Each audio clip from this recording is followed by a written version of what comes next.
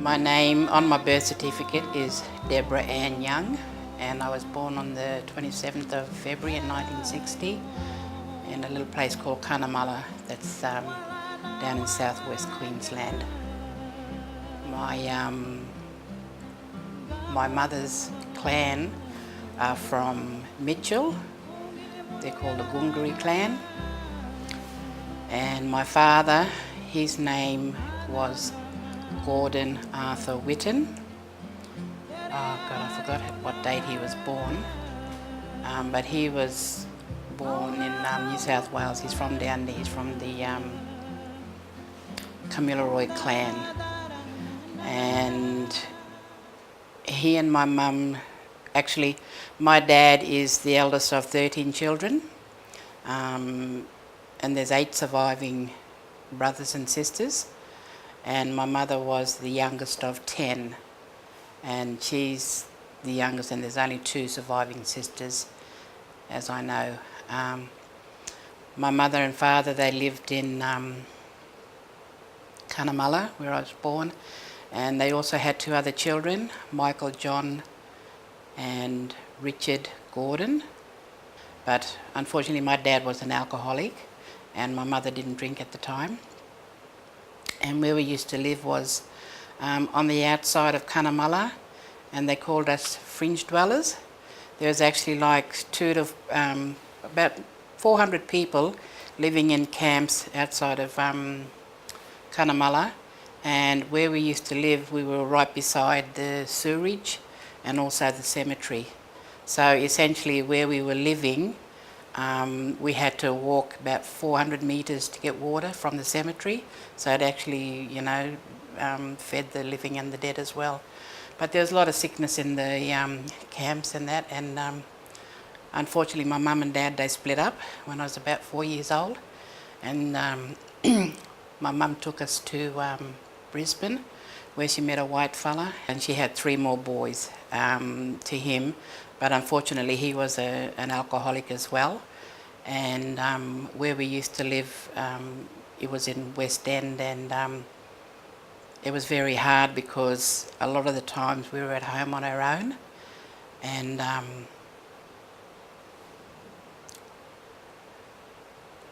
I'd be on my own with the kids because I was the eldest, and we didn't have any food, so I knew sometimes I'd go down to West End there where the shops were on the way to the pub, to wait for them to come home. I'd have, one boy on this hip, another one on this hip, and the other 3 following. And they used to have these racks outside the shops, and I'd steal bread or I'd steal eggs or, chips, whatever was outside there. And anyway, we were doing that a lot of the times, but my stepfather didn't like me, and I used to cop a lot of floggings, and I felt betrayed because my mother didn't step up for me, All the boys were okay, and just going backwards and forwards to the pub all the time, which was just across the road from the police station, like sort of on a diagonal. And I remember this one really nice old police sergeant. He'd seen us, and a couple of times he'd take us over the road, and he'd buy us a meat pie or a sausage roll, or they used to get fish and chips in the old newspaper bags, and used to buy that for us and a drink, But then it come to the point where we were reported to the Department of Child Safety. So when I was about 9, we all got separated. The boys went to the boys' homes, and I was just sort of shifted around from one home to another. And I remember that my mother only ever came and visited me twice while we were in the home. So, essentially I grew up without a mother and a father. And back in the days, they didn't have Indigenous foster parents. So we used to get it fostered out to the white families, and there was a lot of racism in Brisbane around that time. Like, you're looking at 1969, 1970, and it was really hard. You used to get called a black abbo, you nigger, you black fella, you darkie, and a lot of the times I felt the brunt of that because I felt like they only took us in because they wanted the money. And when they had no use for me, then I'd get sent back. But it was just a changeover from one foster home to another, to one home to another, and I lost contact with all my brothers. And then I remember one time we went to this one home in Windsor where my auntie used to stay, my mum's cousin. Sorry, I'm going back a little bit now. Where my auntie used to live, she was a Murphy, but come from the McCarthy line. We used to call Auntie Baba. She used to live next door to this white lady and her husband, and they had a couple of kids. Well, they actually adopted my two brothers, Michael and Richard, come from the same father. And I remember that on one occasion my mother came from the home and took me out to visit them. And and then she couldn't take me in at that time because she wasn't well, for whatever reason. But a little further down, when I was about 11 when I finally had the opportunity to go and stay with her for a little while. So I did schooling there, like grade 10. So when I was 10, I did grade 5, grade 6. And then grade 7, I actually didn't go to school very much because I was a chronic asthmatic and, bronchial pneumonia and whatever, through the colder seasons. I didn't do much schooling, but I managed to get a scholarship to go to the Brisbane Girls Grammar School. So that was really good, So I just was living on a really big high, like I was about 12 then, going on 13, and I was going into grade 9 when my foster mother passed away. And then I just lost everything again. So I ended up going back to the home, but they kept my two brothers there, so that was good, I knew that they were stable, but I still didn't know where my other 3 brothers were.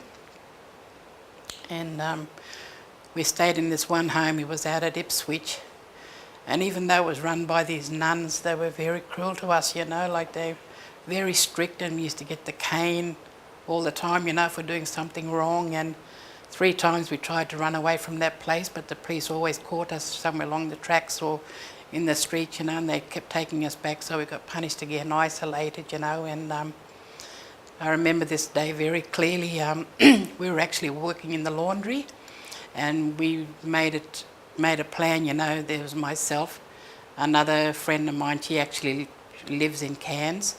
Her mother was here living at the time, and there was another friend, she was from down south, but she wanted to come with us. We were only like 14 then, and we made this plan for when this laundry truck comes in. Well, we snuck inside with the laundry to go back out, and then when we got outside, we just smashed open the door from the truck, and then we were on the street and we just bolted, and they didn't catch us this time.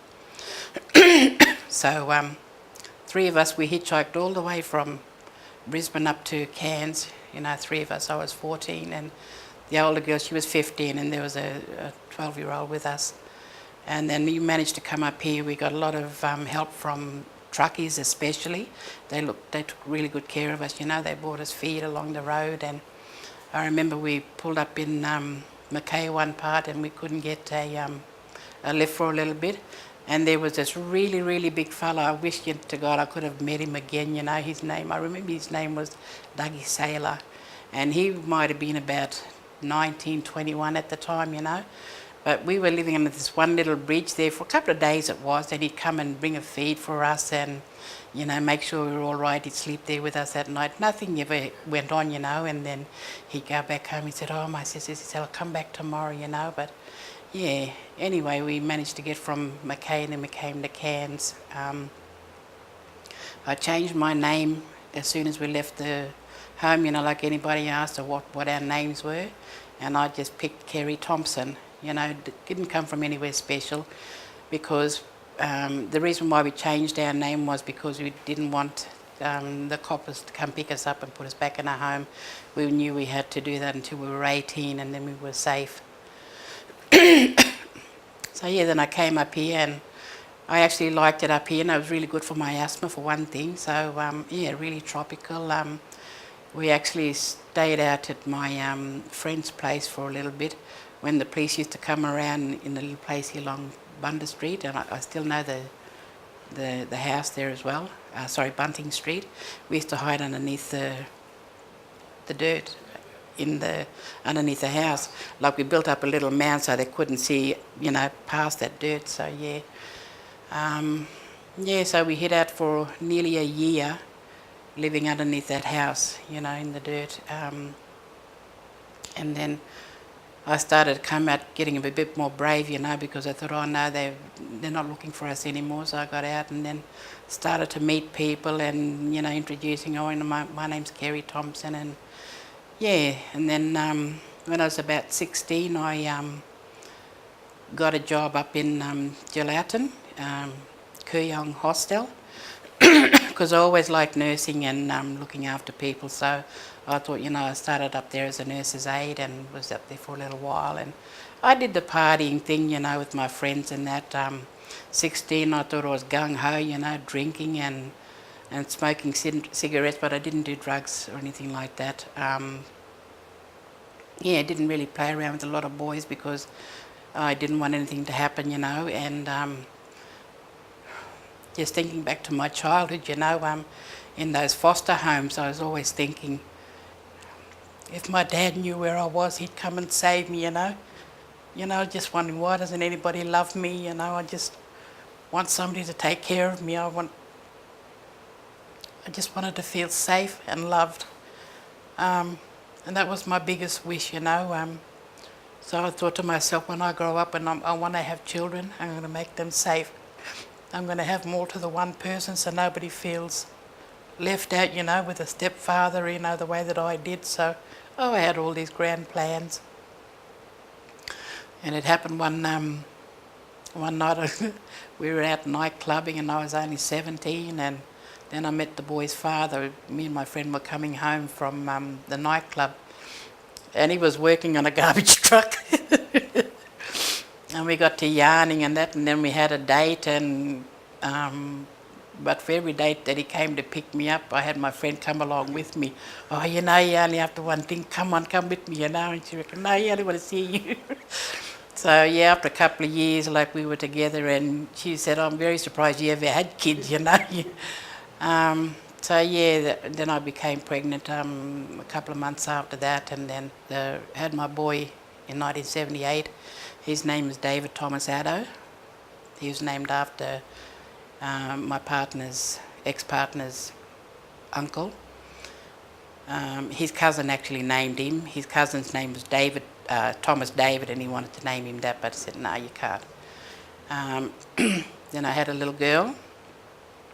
She was 6 weeks old when we lost her. She was my one and only little girl. She was born in August. Her name was Colleen Louise Young.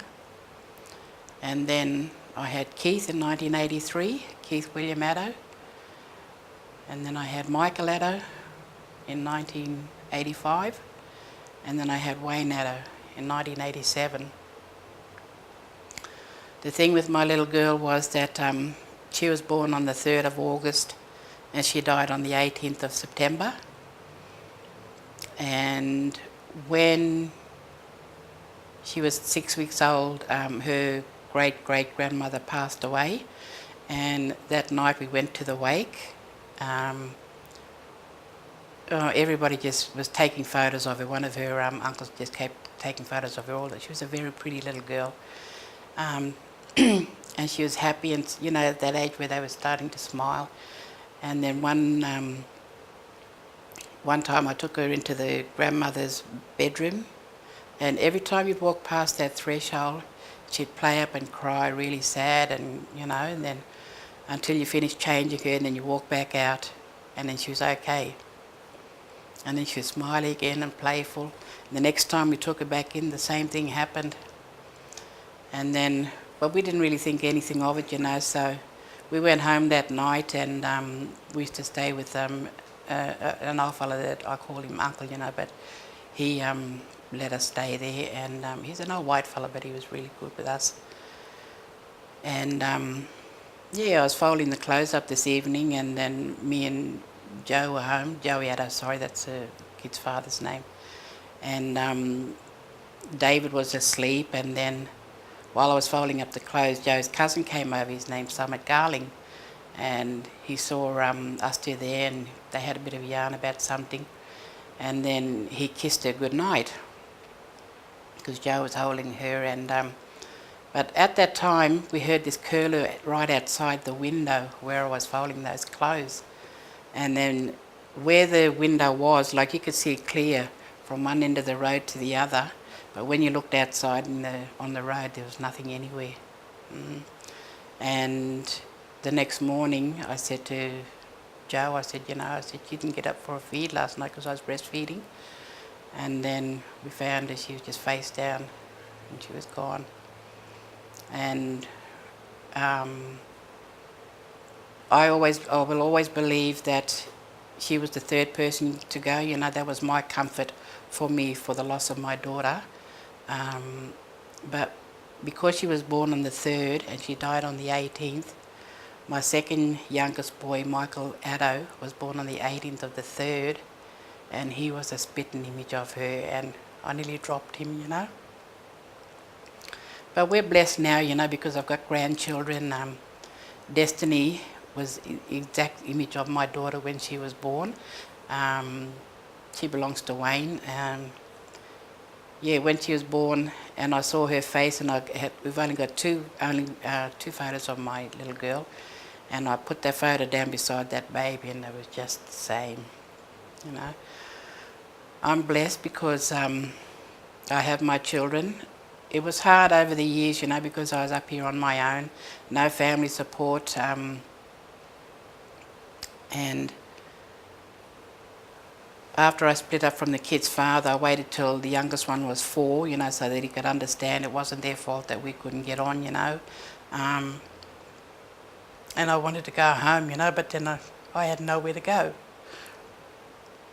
I always remembered the street where my brothers were staying, so I knew that was a starting point for me to go back and find my family. Over the years when the kids were growing up, we were going back nearly every year or every second year, going down to Brisbane to visit my mother and keeping in contact with my sisters. They were born at that time. Because I remember going back when I first found out that I was pregnant, and I went back down to find my mother, and I went back to Nicholas Street in Windsor to where my 2 brothers were. And I said, have you had any contact with any other family members? And they said, yeah, we know where Mum is. And I said, oh, true, I said, I'd like to see her. So he took me around to this place in New Farm, and my mother was drunk as a skunk. She had actually turned into an alcoholic herself. And by this time she'd had two more children to a fella from Cherbourg, a Murray fella. That'd be Leslie Purcell and Donna Purcell. And when my brother knocked on the door, and she came to the door and she said, oh, is this your new girlfriend? She didn't even recognise me, and she said, no, Mum, this is your daughter. And because she was drunk, she sort of couldn't really connect with me, and as much as I tried, I kept going back, because I wanted the boys to know who their family was. And I knew my mum, and I knew a couple of my aunties, and I knew some of my cousins from growing up in Brisbane. And I wanted to keep the connection going, because I didn't want them to grow up not knowing anyone. But as much as I tried, I just couldn't connect with my mother. We just didn't have a bond. He was more for my 2 younger sisters, and it's nothing against them, but yeah, so I don't have a bond with my mum. After I split up from my kid's father, I stuck and stayed here, even though I had no support and nobody to help me, because they knew who their dad was, and this was their home. This was their family and friends were here. And I loved my children more than I hated him, you know. So they grew up here, and I remember going back to Brisbane one time, and then I met my auntie because she was living out at Cunnamulla most of the time. And when I went down, I found her there, and she told me who my dad was. That's when I wanted to physically find him myself. So I'd go to the post office and I'd get these phone books from Sydney. But all I had was Dixon. I didn't know how to spell it, you know, where they were, what their initials were. All my auntie could tell me, Auntie Nancy Young, could tell me that my grandmother's name was Nellie and my dad's name was Gordon Dixon. But his father was named Doug Dixon. So yeah, and I just didn't know what I was doing. But by this time now my kids were grown and they were in school and they were doing really well in sports. So we didn't have a lot of money. You know, many a time the electricity went off because we couldn't afford to keep up with stuff, you know. And but I'd do it all over again because they had the opportunity to play, you know, sports and stuff. And we'd have little family meetings, you know, say, oh, you know, we're not going to be able to pay this week, you know, is it okay? And I said, no, it's all right, Mum, you know, we'll get by. And we did. On my lousy little pension, you know, I must have grew up about 200 kids in a little 2 single bedroom unit, you know, and go to the shops on a Thursday night on pay week, and I'd only have 4 kids, but you find about 14 of them there behind. But yeah, I'd do that all again too, you know, because I always say to my kids, we might not have much, you know, but we got love. We know who we are, you know. I tried to teach them, you know, to the best of my ability because, you know, I didn't have anybody to help me to try and, you know, if they didn't come with a recipe, you know, like, or how to, you know, like a manual how to look after your kids. But I always taught them, you know, growing up, don't ever go to sleep, argue, you know, angry with each other and, you know, stay strong, you know, be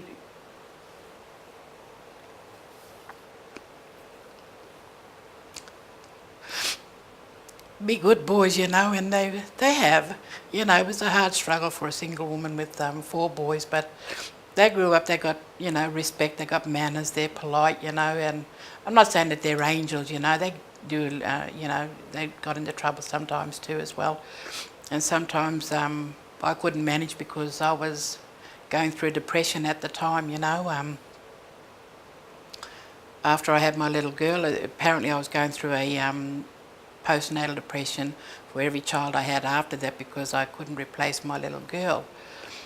And then after the youngest one was born, well, it all hit me because I didn't want to have any more kids. And looking at the youngest one, you know, it just sort of meant, you know, no more, I can't have any little girls.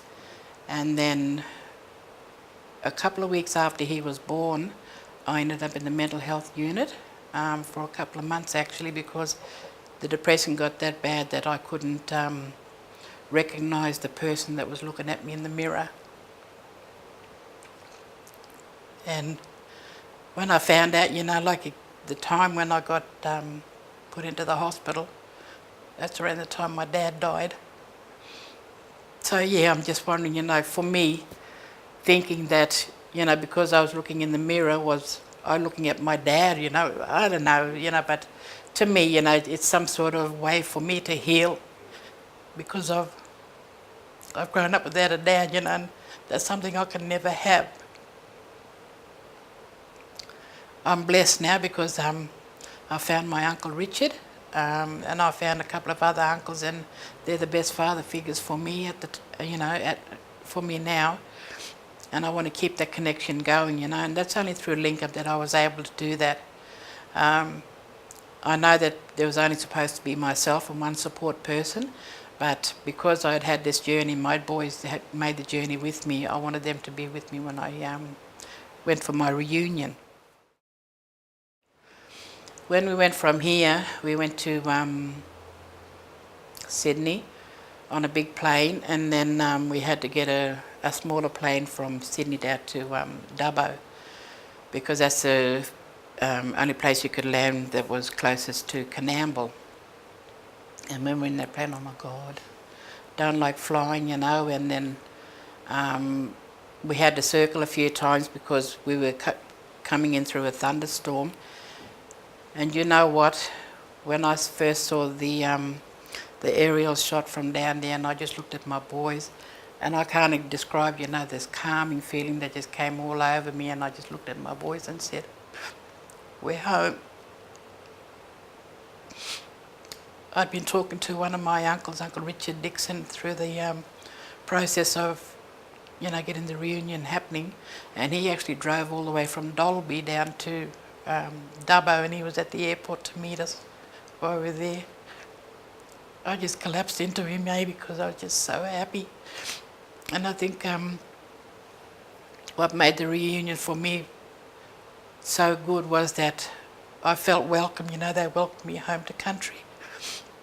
We went from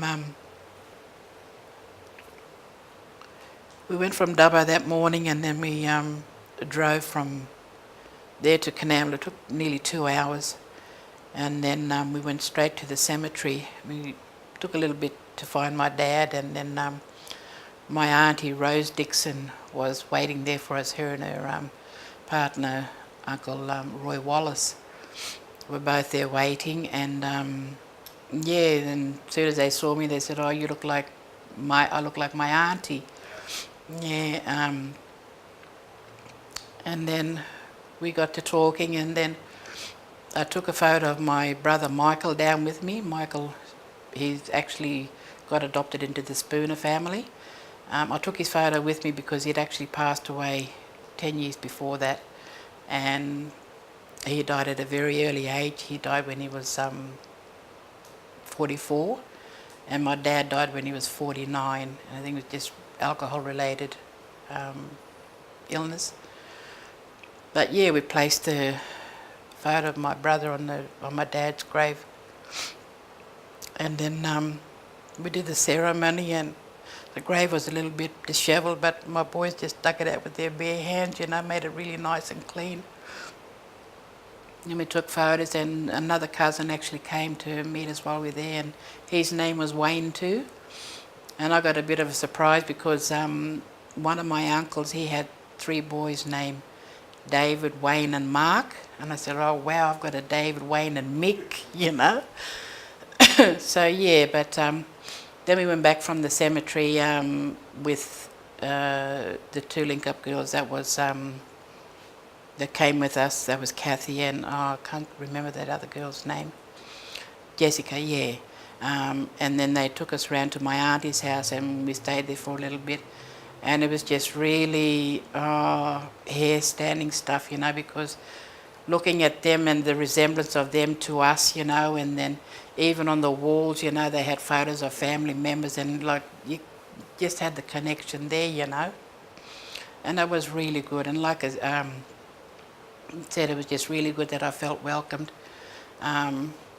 One thing, my uncle, when he came from Dalby and he was almost there in Canamble, he had to go back about an hour's drive and come round somewhere else because the roads were flooded down in New South Wales at the time. But he did it, and I love my auntie Pauline Dixon as well for doing the same thing. She came from Narrabri, but she couldn't come the regular way that she goes, so she went a couple of hours out of her way to get from Narrabri down to Canamble. Well, actually, growing up acting white but feeling black, you know, is Archie Roach. I'll always remember that song, you know, because that's the way that I grew up, and I didn't, even today I don't have a culture, I don't have a language, you know, and I didn't even have a country. But because I've been in Cairns for all this time, I've been here for 43 years now, you know, and whatever I've picked up from here, from the cultures from in Cairns, is my take of what country is, you know. So it just sort of, because I've been growing up the way I have, you know, I know I'm from Cunnamulla and I go out there, you know, it's, yeah, okay, I'm from Cunnamulla, right. You know, but when I went home, I think it was even more special for me because I've never known my dad, and I've never ever felt a whole person, you know, until I saw the aerial shot of that, and I just sort of, I can't explain the feeling that came over me. I felt like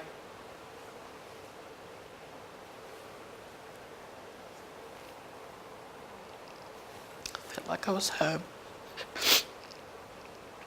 You know, and you sort of think about it, taking it for granted, you know, because I'm from Cunnamulla, I know I'm from somewhere, you know, but that's just only half of me.